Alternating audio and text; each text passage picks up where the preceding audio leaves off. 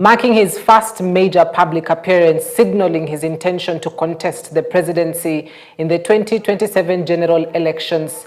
The tour, organized by the Team MATIANG'I Secretariat, brought together KISII leaders including Governors Simba Arati of KISII and Amos Nyaribo of NYAMIRA, Senators Mumuima Onyonka and Okongo Omogeni, as well as several members of parliament and MCAs were present. The public tour follows a key political meeting in Nairobi that included Matiang'i and other opposition leaders, pointing to the early formation of a new alliance aiming to unseat President William Ruto.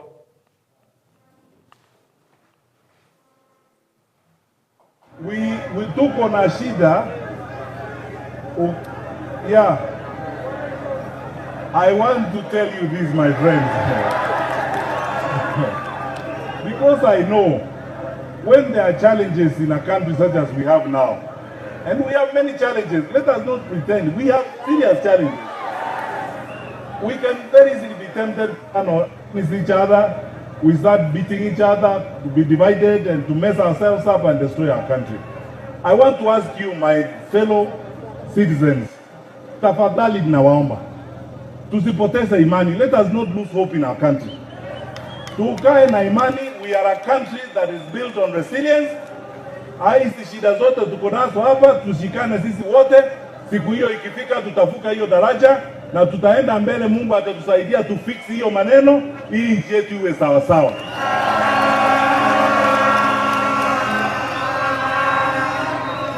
Tumekubaliana? Will you allow me, na munipe ruhusa, niongee na Wakenya kutoka kaunti zote za Kenya? Mtanipea nafasi hiyo?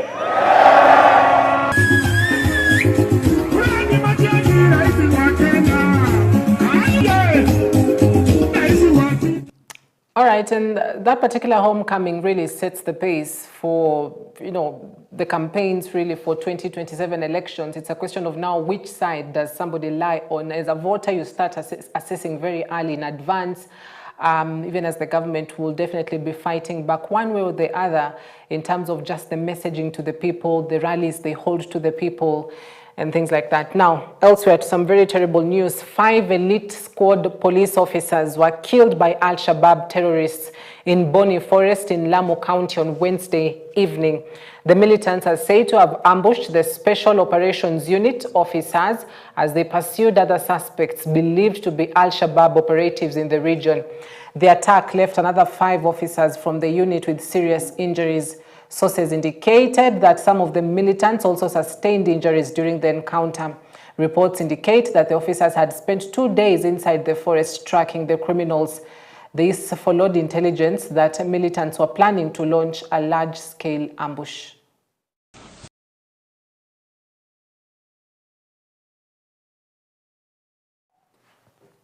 All right, we'll be expecting more information from the government concerning that particular ambush and just the status of the surviving officers, as well as what next in Lamu County.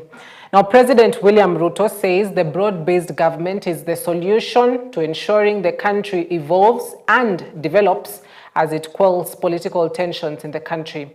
The head of state was speaking at a breakfast meeting with the Ma community at State House, Nairobi, where he urged Kenyans to unite and desist from tribal politics as they will divide the nation. Ma elders present at the meeting pledged their support for the Kenya Kwanza administration, despite the region being a stronghold of ODM party. Tumekubaliana ya kwamba hatutaki siasa ya ukabila, chuki na migawanyiko. Jameni, mkubali kama Wakenya tuungane. Na tuungane ili tuweze kuhakikisha ya kwamba Kenya inapiga hatua ya kwenda mbele na hakuna jamii ama sehemu inabaki nyuma. Tutembee kwa pamoja. Na ndio mnaona leo tuko na broad based government. Serikali inaitwa ya mapana na marefu. Uliniuliza Mheshimiwa Rais, you ask us on Tutu one time in Narok, nyinyi wa Maasai mko na shida gani na nyinyi na mimi ni mtu wenu. We express our regrets for those of us who did not vote for you. But as one leader said, I think Kwame Nkrumah, during the height of the Cold War, east and west. He said we neither look east nor west, we look forward. Sisi tunakuomba leo Mheshimiwa Rais kwamba hatutaangalia nyuma, tunataka kuangalia mbele. Tunaganga yajayo. Leo mimi nimekuja hapa ili kuhakikishia Rais ya kwamba mimi nimemuunga mkono. Nilisema ya kwamba katika safari hii tunaenda, Wamasai wote lazima tupite njia moja. Kwa sababu kama umepokea baba na ukapokea mtoto wa baba lengu, hakuna sababu ya sisi kukaa nje, tunakuja wote. Na tunafuraha sana. Kama wao wa Kenya wangejua William Samoei Ruto ni nani, hatungekuwa na shida katika hii nchi. Lakini itatuchukua muda watu waelewe kwamba huyu Samoei ni mtu kabila gani. Na nataka tu kuwaambia hawa, huyu rais wa Kenya ni mtu wa maana. Mpatieni nafasi afanye kazi, baada ya miaka 5 tuulizane maswali.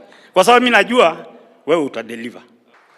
Tunaangalia mbele, tukisonga na wewe katika ujenzi wa taifa.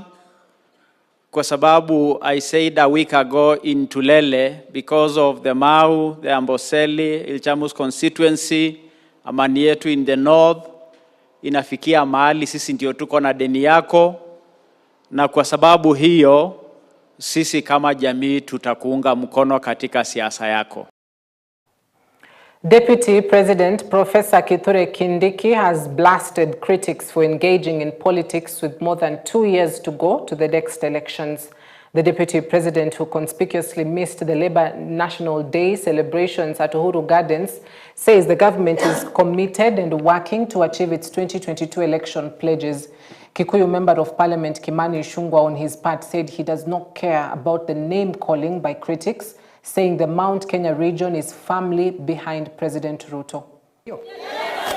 Kuna watu walikuwa wanasema hawataki hiyo maneno, ati wanataka tukuje hapa kuchochea wananchi, ati wanataka tukuje hapa kuleta fitina, lakini kazi ya serikali sio uchochezi. Kazi ya serikali ni kushughulikia maslahi ya wananchi.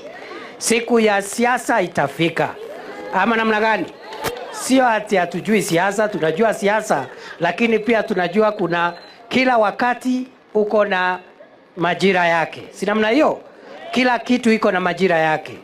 Kwa hivyo sasa sio majira ya siasa, sasa ni wakati wa kusukuma barabara, kusukuma market, kusukuma stima, na Mungu akitujalia tukifika huko mbele tutapangana. Rais ametutafutia pesa zingine to do the northern bypass from Ruaka iende mpaka Ruiru ishikane na eastern bypass. Therefore, Your Excellency, when we say that we did not only vote for William Ruto to form this government, we are part and parcel of this government, and the government of Kenya belongs to the people of Kiambu. Na sio tu kwa vyeo, hata kwa maendeleo. Vile tulipea William Ruto kura mingi, ndio tumemuuliza maendeleo pia ije Kiambu kwa wingi, and we thank our president and you, Your Excellency, sababu hayo maendeleo tunayaona. To assure you, and through you to assure President William Ruto, sisi tulipiga kura kwa serikali ya Kenya Kwanza deliberately. Hatukupiga sababu tulishurutishwa na mtu yeyote, ama sababu tulielekezwa na mtu yeyote. Tulipiga kura tukijua tunaingia kwa serikali kutafuta kitu gani. And that is what we are in the pursuit of, development and changing the lives of the people of Kenya. Kiharu Member of Parliament Ndindi Nyoro has urged the government to increase funding for the National Government Constituencies Development Fund, NGCDF, and county bursary programs, emphasizing the need to prioritize education in the upcoming budget. The legislator stated that the NGCDF plays a vital role in supporting needy students and called for more resources instead of debating over its existence. Nyoro at the same time asked the Ministry of Education to oversee matters of capitation to schools, noting that the monies released in batches do not serve the intended purpose and thus leads schools to debts. Kuna mjadala inaendelea nchini kuhusu CDF. Na maneno ya pia mjadala hata kama hiyo haifanywi marekebisho, maneno ya ugatuzi. Mimi vile nimeona katika Kenya, for equity to thrive, tukue na Wakenya wote wanatoshana, we must do as much as possible kuondoa pesa mingi Nairobi, pesa ikuje katika vijijini. And therefore ni vizuri tuendelee kuunga mkono CDF, hata iongezwe fedha, kwa sababu kama hakuna CDF, wewe kama mzazi ama mzazi mwingine yako kule Lodwar, mwingine yako kule North Hall, wanaweza kuwa na shida gumu sana kupitia ama kufikia wale watu wanafaa wawasaidie, haswa kwa maneno ya elimu na haswa kwa maneno ya basari. And therefore the debate in the country should not be about whether CDF should exist or not. It should be whether we are going to add more resources into NGCDF. Na pia counties zetu wanajikaza na wanafanya kazi mzuri. Mimi ningeuliza pia controller of budget, tafadhali apatie ruhusa magovernors wetu na county government zetu waendelee kutoa bursaries vile wamekuwa wakitoa. As a Gazette notice, they are saying that they want to amend the constitution in order to legalize this CDF national government. What does national government have to do in the counties? In counties, we have counties which have got executive powers to implement. Let the national government let go of resources to the counties as provided for in the constitution. Why should you be building markets for counties? Let counties build a market themselves. How about affordable housing? Let counties build affordable housing. Then you will not be talking about 15%. You'll be talking about 35 to 40% devolved funds. Then you can blame the governors if they're not working. Journalists across the country commemorated the World Press Freedom Day of 2025 with calls for urgent reforms to protect media freedom amid rising threats and challenges linked to artificial intelligence, AI, in Kenya. Speaking in Nairobi during the World Press Freedom Day, celebrations themed the impact of artificial intelligence on the media and press freedom. Kenya Editors Guild President Zubeida Kananu raised alarm over the growing threat of AI and the risks it poses to press freedom. She warned that while AI can be a powerful tool for journalism, it also carries the risk of deepening disinformation, hateful speech, and harmful content, eroding public trust in the media. Ethical and fearless journalism grows. We gather here today under the theme, the impact of artificial intelligence on the media and press freedom, a topic that sits at the very heart of journalism's future. AI holds enormous promise. It can strengthen investigative journalism, accelerate fact-checking, and improve access to information. In Kenya, some newsrooms are already experimenting with AI to summarize reports, analyze data, and personalize news content. These innovations are necessary and exciting, especially for media houses facing shrinking revenues, rising costs, and demanding audiences. But AI is not neutral. It is built and deployed by humans, with all our biases, blind spots, and ambitions. And when it falls into the wrong hands or remains unregulated.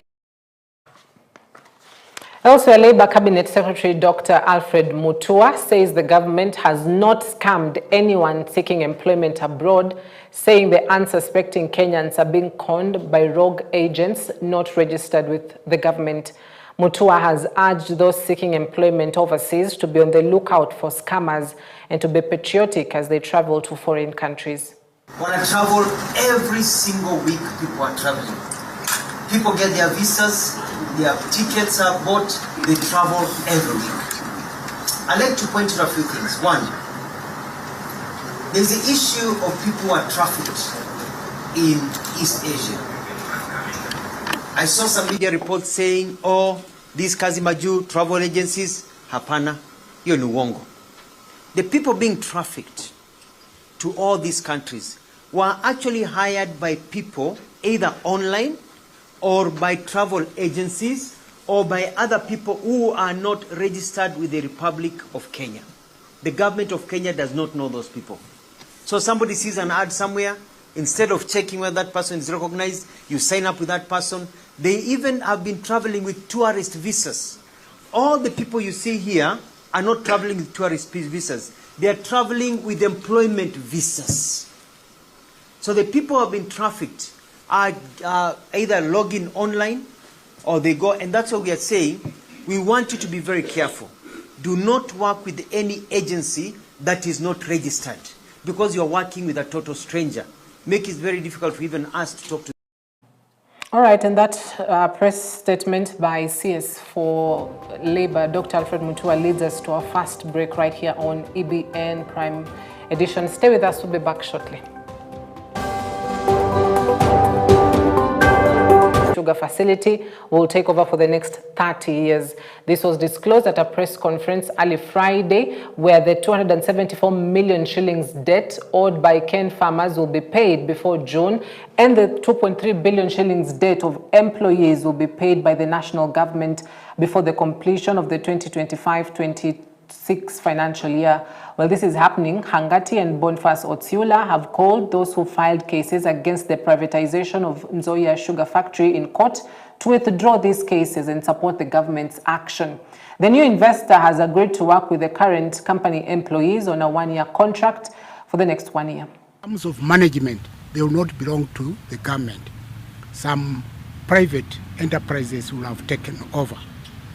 The aspect of privatization or leasing is exactly for 30 years.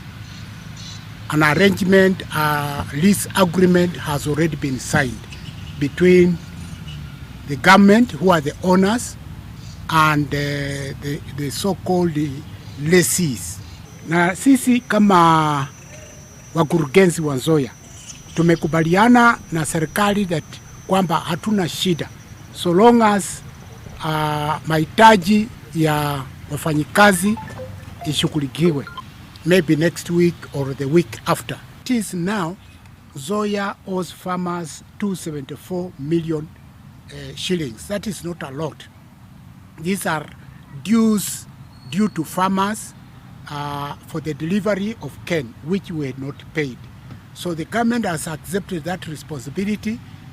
Treasury, hopefully before the end of this financial year, will have paid in the next 1 or 2 months latest. It will have paid farmers of Nzoia 274 million shillings. There will be no farmer whose dues will not be paid. Na kesi yenye iko kotini. Mimi nimeweza kuangalia hiyo order ambayo mheshimiwa alipewa.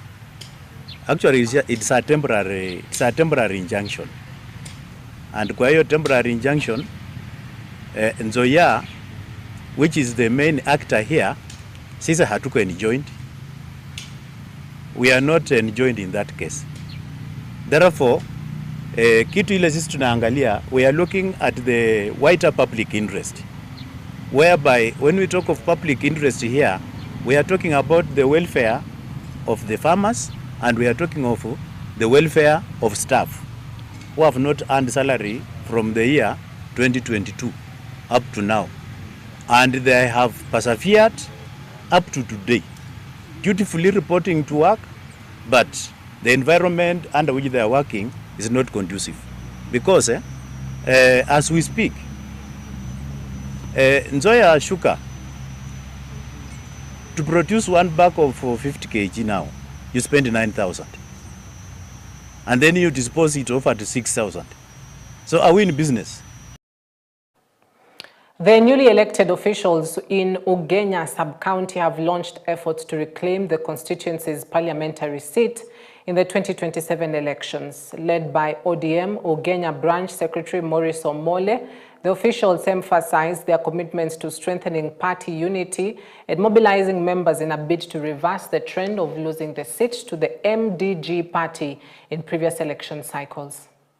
We as the people that were elected to take lead in Ugenya constituency, we are very much ready to work as a team, and this time round I plead with the ODM fraternity and the members that we work hard so that we have our leader or our MP that we will get from the ODM tickets. To work as a teamwork for better result in upcoming 2027 election so that we return our seat for MP to ODM candidate. On issue of Orengo, we as a party in Ugenya, I want to say this, that ODM is Orange Democratic Movement Party.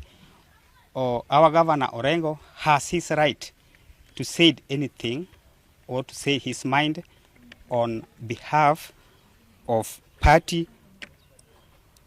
We as ODM in party in Ugenya, we are steadfast under one leader who is Raila Amolo Odinga. Grassroots elections. I want to congratulate everybody, and I hope this time around we are going to take part somewhere whereby by next general elections we are going to have at least an MP from Ugenya. And I would like to tell an MP from Ugenya on ODM party.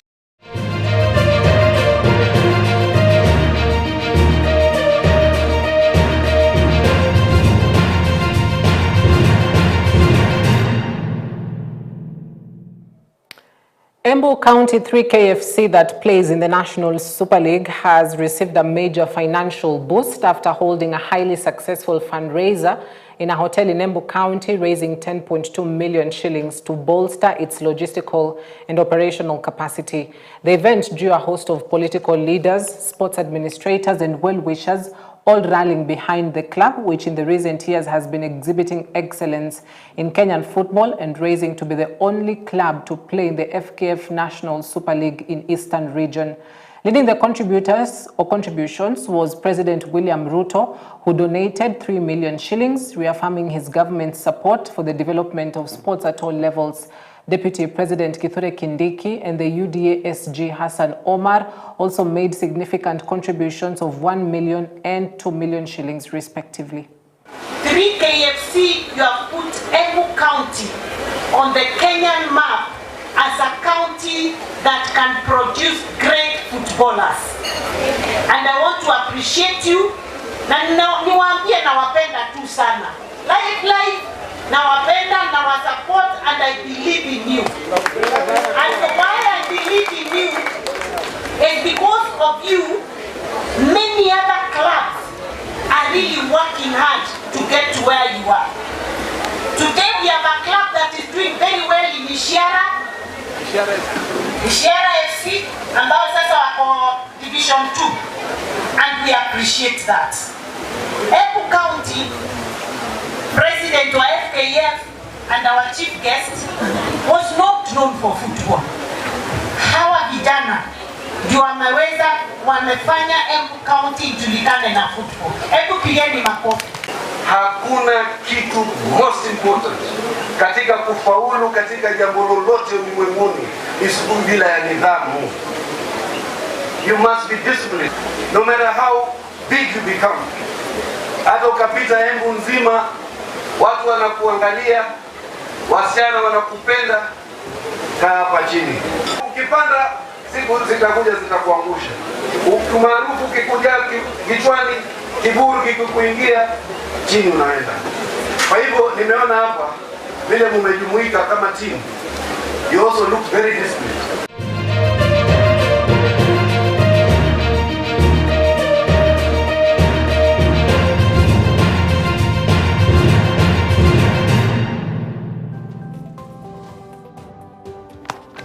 All right, that is where we wrap it up tonight. Thank you for watching. I hope you are duly informed. Tomorrow you'll be with Martin Masharia in the evening, so see you Monday, same time, same place. Our sign language interpreter is Laura Omondi. My name is Cynthia Nanjala from the crew here as well in studio. Thank you very much for tuning in. Have a wonderful night and a blessed weekend ahead.